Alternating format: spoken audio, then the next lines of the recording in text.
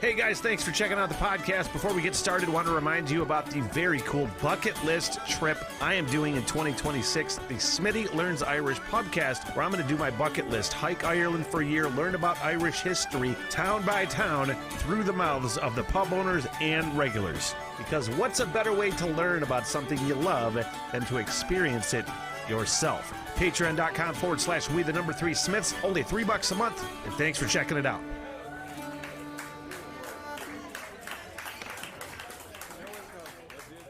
Hello, and holy... 1, 2, 3, oh, wait, 1. not yet. Seeping is the key word here. Smart enough to figure it out. I just ask questions and talk shit. I'm not the news. All I saw was a lake, mountains, and some trees. That's the running theme on this fucking podcast. Whoever deserves mocking, and that includes a host. Man, there is a record amount of meth in this place. Smitty. Just sounds like stuttering Smitty. Challenge 2022, y'all. Fuck milk crates, y'all.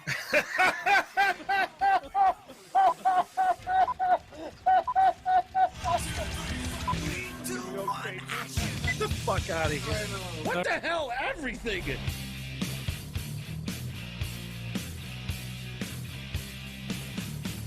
Well, I gotta tell you, that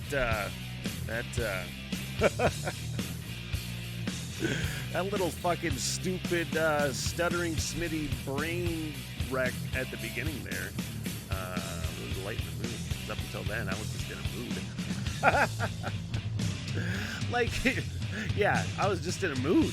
Going into this podcast, I'm like, don't really feel like it today.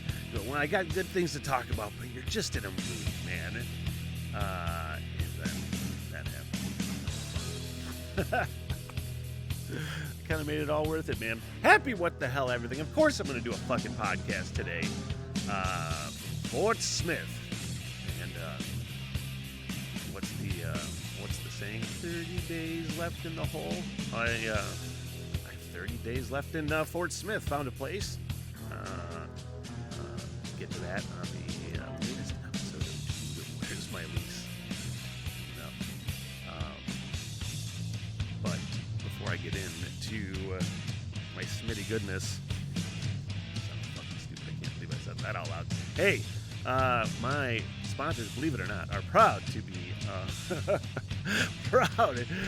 on board and present the What the Hell Everything podcast, and I'm proud to have them on board as well. Of course, Kevin and the crew. I should probably do that real quick. Kevin and the crew at M22 in Sutton's Bay as we zoom in, thanks to Google. And thanks to Kevin and the crew for hooking up, again, the What the Hell Everything podcast. But look at that. Right along West Grand Traverse Bay, beautiful northern Michigan. You're looking to have any sort of vacation destination, or, of course, maybe you just want to get home because there's local, I have lots of local people following the podcast as well. So, of course, nice, great, comfortable, affordable little inn, just nestled in between Sutton's Bay and Traverse City along M22, that historically gorgeous drive. And there you go. Thanks. I feel like I made that sound awkward, and I don't know why. You know what the fuck I'm talking about. I know what I'm talking about. Yeah, the latest episode of Dude, Where's My Lease? And I'm signing that lease when I'm done with this podcast. Man. I was thinking earlier that I think I'm going to expand on at a later time in more detail. But I was thinking earlier, if I get through all of this relatively unscathed, where I don't, have a place to sleep, or if I don't have as long as I can avoid like being homeless, living in my car with my cat, that's great. My parents have allowed me. I could have found a place. Could I have found a place earlier? I don't know, man. I was pretty fucking broke. It was a broke winter. And when the house just went tits, less than 2 months notice, you're like, oh fuck, now what do? I gotta get a fucking way better paying job, which I did, and it's incredible that the timing happened that I was able to find that job, and then just, to have the folks allow me to stay here, yes, because I'm fucking annoying, I take over my dad's garage, put up a fucking blanket fort, Fort Smith, so I'm fucking stoked that. You guys, I'm moving to fucking Cadillac. Yeah. I was trying to explain this to somebody. It's not, I was going to grow my business in Traverse City, and I was pretty much forced out of Traverse City. I hate to use that word, forced out, but it's just, even if I would have stayed, I'm trying to figure out the best way to put this. Even if I would have stayed at my old job and stayed at my the place that I was living at and kept out the next year's lease, I wasn't making enough money at that place to. I would have had to get another job anyway, is what I'm saying. So it was just the timing. Anyway. I feel like I'm rambling. So, I was trying to explain to somebody the other day. I was going to build a business in Traverse City. Couldn't do that. So I have to find another town to build my business in, another community to live in. I lived in Kalkaska all my life. I'm here now, staying with the folks. But I want to move to a bigger town, and Cadillac is a place that I've been to a lot. And I said, I like this fucking town, man. I would live here. I would live in Cadillac. First of all, Clam Lake Brewery is a really cool spot that I've been to a bunch of times. So they have a really nice downtown, and I found a super rad place right downtown. A really cool basement apartment, which I'm going to turn a lot of that apartment into a podcast, the new fucking Smit Hole, and it's exciting, man. So yeah, I'll be in there on the 1st, and I'll tear down Fort Smith, and I am really excited to move towns. There's such a nervous apprehension about first. I don't know why. Why is that? I think about like all of the adventuring that I'm planning on doing, which is my adventuring plans don't ever stop. I just keep adding to things that I want to do, and it's pretty fucking awesome. I want to spend most of my life adventuring, but there is still this nervous apprehension about just leaving your hometown, trying to start a fucking business, kind of tearing everything down and then back up, in a different fucking town to boot. But it's fucking exciting, It's nervous. What's that? Owen Wilson in Wedding Crashers. Oh, it's like a nervous excitement. Oh, wait, that's Armageddon. Oh, it's kind of 50% nervous and 50% scared. I don't know. But that's happening, man. I'm signing that fucking lease today, and I have been in that place twice. And looking around, I took measurements the other day, and I am envisioning. I fucking am brainstorming the new Smit Hole. And it makes me so happy, and I'll be able to technically just kick out so much fucking content. So in short, I was saying, if I come out of this whole thing unscathed, not homeless, and fucking, and can keep my business intact that I'm trying to fucking build, if I can get through it unscathed, the new way that I'm doing the podcast with a new system is going to make me more productive and way less time spent like editing and all of those things. And I'll be able to just kick out all kinds of fucking awesome content. I'll have time to do all sorts of fucking things, and you will never, ever get rid of me, ever. I'll just be in your face on your fucking internets. I'm fucking excited to move to Cadillac, man. I literally 2 blocks from downtown, the super rad basement apartment that I'm going to be living in. Golly. And just like driving the hills of like downtown Cadillac is such a cool like fucking landscape with the water right there. And is that Lake Mitchell or is it Lake Cadillac? Lake Cadillac, right? Man, I wish I knew that. Anyway. Alpena was was definitely the runner-up. I was looking for a place, and I just couldn't find anything. And I could have spent more time looking for something closer, but, you know, I don't want to be in Fort Smith for long. I love my parents, and they love me, but we're just, you know, I take over my dad's garage, kick him out. And like me, you need a spot. You need some sort of like you're alone spot, you know, where you can just sit here, jam the tunes, think about things, do whatever, putz around as my old man does. And he's out in his garden a lot too, you know, so he doesn't really mind getting kicked out because he likes to go putz around the garden. He's retired. Anyway, yeah, I'll be out of Fort fucking Smith, man. And so stoked. So stoked, so excited that I can keep this thing going. And I'm also, you know what also I'm excited for is I get a sip of water. A sip of water. I'm excited for the fucking Detroit Lions, man. Non-Lion fans would say, oh, haha, they would be all fucking smug and smarmy. Oh, the Lions. Yeah, the Lions. I fucking Kool-Aid. I'm going to drink the Kool-Aid. I'm going to watch every fucking episode of Hard Knocks. And I'm not even like a football guy as much as I was anymore. I still love like behind the scenes. I never watched Hard Knocks when I was like, oh, it's just a reality show. And technically, yeah, it is, but it's also just fucking mad behind the scenes fucking training camp footage. The only thing missing is like NFL Films music, which do they do that? Maybe they do something like that. I think that's part of the allure for it, right?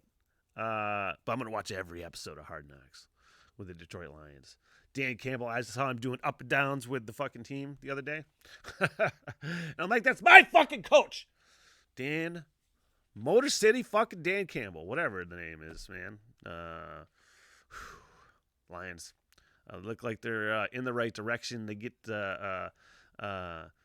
finally drafting like fucking madmen, getting great fucking players, it seems like, and changing the culture, man. I said last year, Dan Campbell just seems like my Bill Cowher. Like, I always wanted Bill Cowher as the coach of the Detroit Lions. You know? I'm like, that fucking guy. And he's kind of like Bill Cowher. Kind of like him in a way. They're fun. But I saw, because they got, you know, they're promoting training camp right now. I saw a picture with Calvin Johnson and Barry Sanders, and it was just some photo opportunity with those two legendary Detroit Lions players, which I could watch. I bet you I could watch highlights of fucking Barry Sanders run the football all day, every day for the rest of my life. Maybe not all day, every day, but once a day for like 5 or 10 minutes every day for the rest of my life. Yeah, fuck yeah, I could do that. Not all day, every day. That's too much. Watch fucking Barry Sanders highlights, just twisting guys inside out. And that's another player. Like, that was my guy, you know? The best to ever fucking do it, for sure. And he was your guy. You got to see him every week. Anyway, a picture of him with Calvin Johnson. And I was just thinking, I wonder if they talk about, like, medical marijuana. About I wonder if Barry Sanders picks Calvin Johnson's medical marijuana brain. Says, what do you do? So what do you know, what if he gets, what would fucking happen if Barry Sanders got weed from Calvin Johnson? I know it's a stupid thing for me to think, but I mean, you know, it has to come up in conversation. I'm sure they have small talk. Hey, Calvin Johnson, tell me about your business that is fucking medical marijuana. No shit, huh? I had aches and pains too. You don't say, man. That'd be. I don't know why. I don't know why I thought about that, but I did. The idea of Calvin Johnson and Barry Sanders smoking weed together. That's like fucking Snoop Dogg and Willie Nelson. Fuck yeah, man. Oh man, you know what? I want to talk about something that happened at work the other day. It's one of the best pranks that I've been victim to in a long time. I wish I had like security camera footage to accompany this, but I don't. At Bourbon 72, the fantastic steakhouse that I was fortunate enough to land in with a great crew that is so fucking professional, I can't even tell you. I don't know the last time I worked with a crew where everybody was on more or less the same fucking page with the same goal to make everything look good and taste good, and everybody's on the same page. It's so impressive, the crew that I work with, and the product that they put out is awesome. And every day before we open at 4 o'clock, 5 o'clock, we have a pre-shift meeting. And they go through the things, you know, hey, we're 86 this, blah, blah, blah. We don't have this wine. Okay, we got this soup of the day, et cetera, et cetera. We get to a part of the meeting where there's a few people out sick right now, man. We're, you know, like everybody, short-staffed. I mean, it just happens. People are covering for other things. People are filling in like champs. And get to the part where, you know, we're talking about, you know, people being sick, people out sick, you know, hey, COVID's going around, make sure you're washing your hands, keep your distance, all these things, you know, do all the safety precautions that you got to do. We get to this part in the meeting, yeah, we don't want anybody sick. And all of a sudden, you know, Dave, the chef, is saying all these things about, hey, we don't want anything sick, blah, blah, blah, Dave. And then Mike, all of a sudden I see Mike kind of get up and clutch his fucking chest, and I swear that he's just like, I swear I saw his eyes roll back in his head, and he deserves an Oscar. Back on the floor, and I'm like, whew, and I jumped. Honestly, I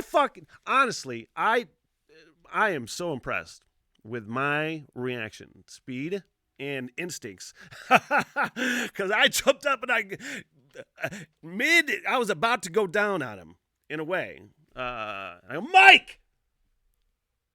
And he, just like the Sandlot, even though he wasn't out cold, but he just laughs. Ha, ha, ha, ha, real fun.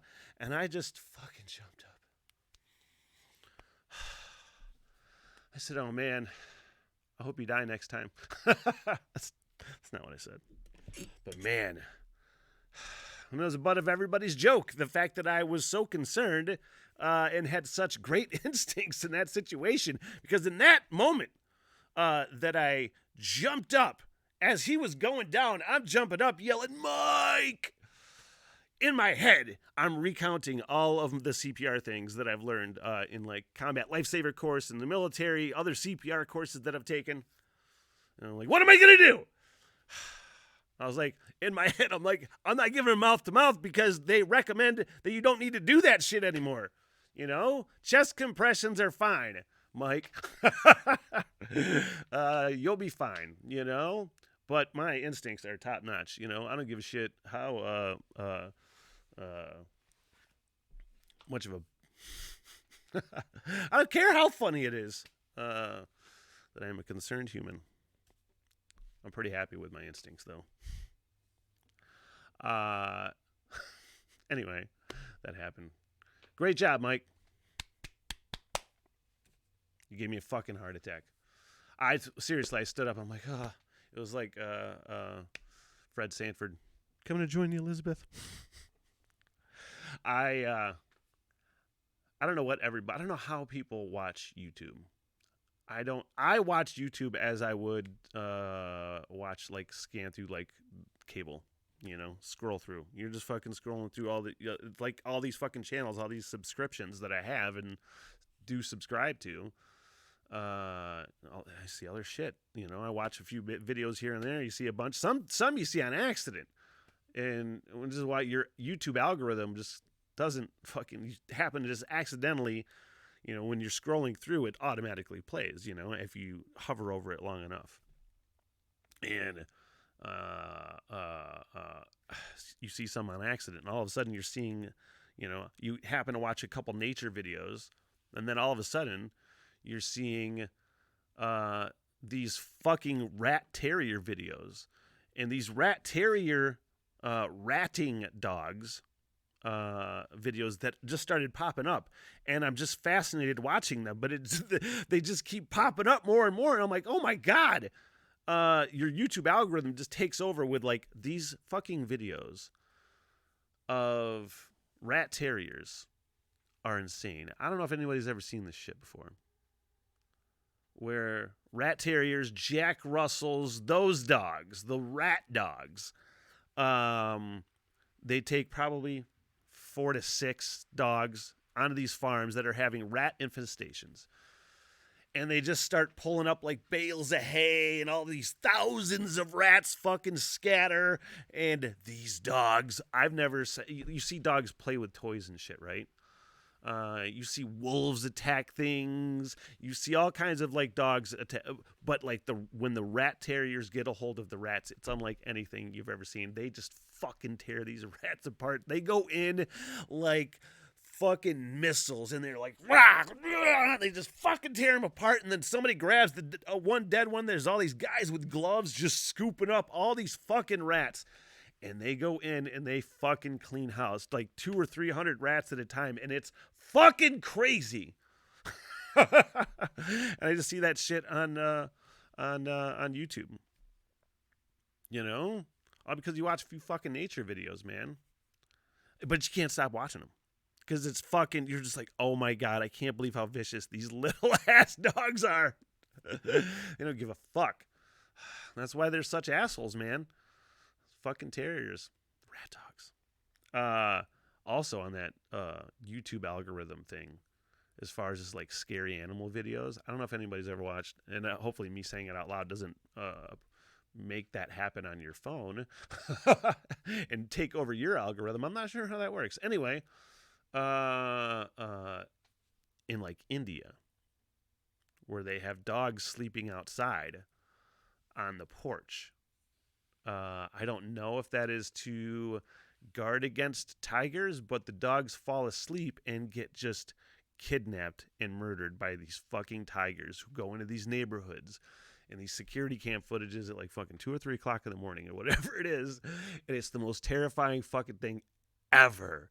Because you see these fucking, the doorbell footage or whatever the fuck, security cam footage of these dogs sleeping 2 or 3 o'clock in the morning. And then here comes this fucking tiger or leopard or Black Panther fucking come creeping in and just essentially hover over these sleeping dogs that are big dogs, but they're not a fucking tiger. And they just hover and wait. And as soon as that fucking dog twitches, they're on them and fucking take them away forever. And it's the fucking scariest thing you've ever fucking seen in your life. Those goddamn cats are so murderous. It is kind of incredible. It's honestly how like perfect of a killer. And I watch my cat around this fucking house, staying summer camp with the folks, dealing with the new dog, and he's trying to he has all of these new places to explore. There's actually like a sunroom that he can sit out on and like see all the outside. So he's like practicing his killer instincts, But you see how like perfect of a little murderer those fucking ambush killers those fucking cats are. And when it's your dog, I mean, it's terrible for those people. And I don't seek those fucking videos out. They just show up as I'm scrolling. But how are you not going to watch that shit? It's fucking crazy. Hey, that is it for me on the podcast today. I want to thank everybody. Please like and subscribe on the YouTube page, and remember patreon.com/we3smiths. Of course, that is only $3 a month, and that's where I'm going to be doing, like I said, a lot more content once I get into the permanent Smith hole. That Patreon page will be utilized quite effectively and quite frequently. Effectively and frequently, and I hope you're digging all the content, you guys. I thank you for joining me today on the What the Hell Everything podcast, and until next time. So long, sucker. Good night, everybody! I am so sorry for everything that has happened. Bye-bye. Yeah, all right, I'll see you guys there. Bought a bar and get your face, huh? Get me paid, bitch! Sit, boo-boo, sit. Good dog. I love y'all very much. Peace out! Good night, ladies.